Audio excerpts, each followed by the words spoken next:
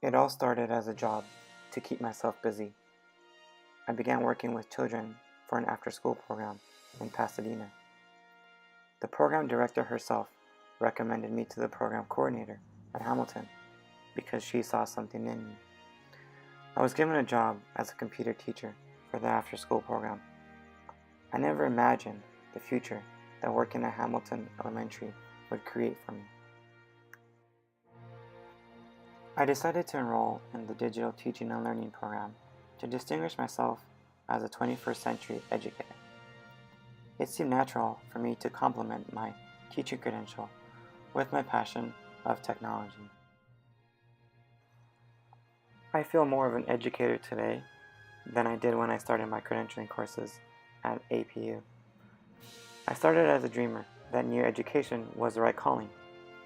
I was just overwhelmed by the mandated requirements, the new content, the deadlines, and the fear of failing. I have come a long way since being that dreamer. The Digital Teaching and Learning program has given me new life and redirection to continue on my path of being an educator. The most conscious need that I will have to use as a professional is technology. I will need to have access to technology in order for me to be able to integrate it within the classroom. I will also need to be trusted to make the best choices given the technology at my disposal to produce the results that I need for my students to succeed. EDUC511 helped me create a live binder, a digital portfolio that I will use for my future references. EDUC512 helped me create a web quest, a new approach on interacting with students.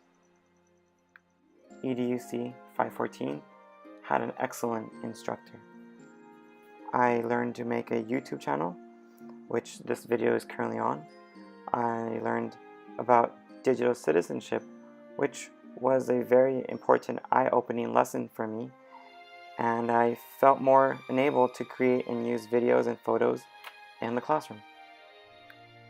EDUC 515 was a class with lots of great information, such as Twitter, making a website on Weebly, learning about EdCamps, using Animoto, and using Remind. EDUC 522 showed me the world of multiple intelligences. That was a mind-blowing and powerful lesson. I will continue to use this class as a reference for making my classes exciting and informative. EDUC 526 had the same talented and amazing instructor from my previous course, 522. In EDUC 526, I continued my curricular unit plan and had it grow exponentially. My unit plan integrated all of the technologies and apps and information that I learned from all my previous courses prior to this. The first week of this unit discusses the gold rush in general. Students will learn about the gold rush through their textbook and through online media. They will learn how to use Google Maps to find the actual location of modern-day gold rush. They will learn about the different types of transportations used then and the modern transportations used now. And at the end of the unit, they will have a gold rush review video to submit. Week 2 is the most fun part of this lesson. It's where the students learn how the 49ers pan for gold and how we pan for gold in modern day time. And we will try to go on a gold panning field trip where students can pan for gold and get the experience of panning for gold.